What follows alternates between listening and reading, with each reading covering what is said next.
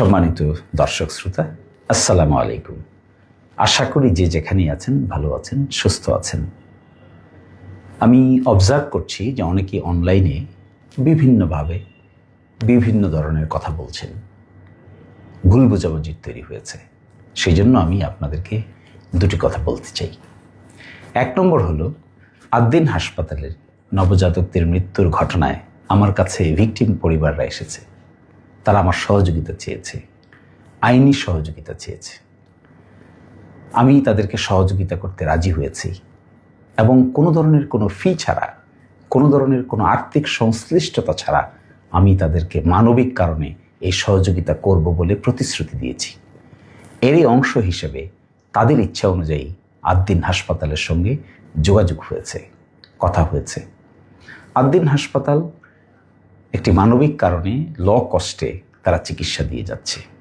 ভুক্তভোগী পরিবাররাও চেয়েছে যে এই চিকিৎসা সেবাটা যেন বন্ধ হয়ে না যায়। সুনির্দিষ্ট ব্যক্তি যে বা যার অবহেলা হয়েছে সে বা তার আইন অনুযায়ী ব্যবস্থা হবে। কিন্তু ভিকটিম পরিবাররা আমাকে বলেছে তারা চায় না যে হাসপাতালের জেনারেল সার্ভিসটা বন্ধ হয়ে যাক। এহেন পরিস্থিতিতে আমি মানবিক কারণে এই ভুক্তভোগী পরিবার এবং আদ্দিন হাসপাতালের কস্ট সার্ভিসের জন্য তাদের পাশে দাঁড়িয়েছি। আমি এবং আমার চেম্বারের সকল আইনজীবীবৃন্দ আমরা তাদেরকে প্রো বনো কোনো ধরনের কোনো ফি ছাড়া এই সহযোগিতা প্রদান করছি এবং শেষ পর্যন্ত এই সহযোগিতা ভিকটিম পরিবার এবং আদ্দিন হাসপাতালের সেই নবল কজকে আমরা সহযোগিতা করে যাব। এই ক্ষেত্রে আমাদের কোনো আইনগত ফি নাই, এই ক্ষেত্রে আমাদের কোনো পেশাগত সংশ্লিষ্টতা ফ্রি অফ কস্ট আমরা সেটি করছি।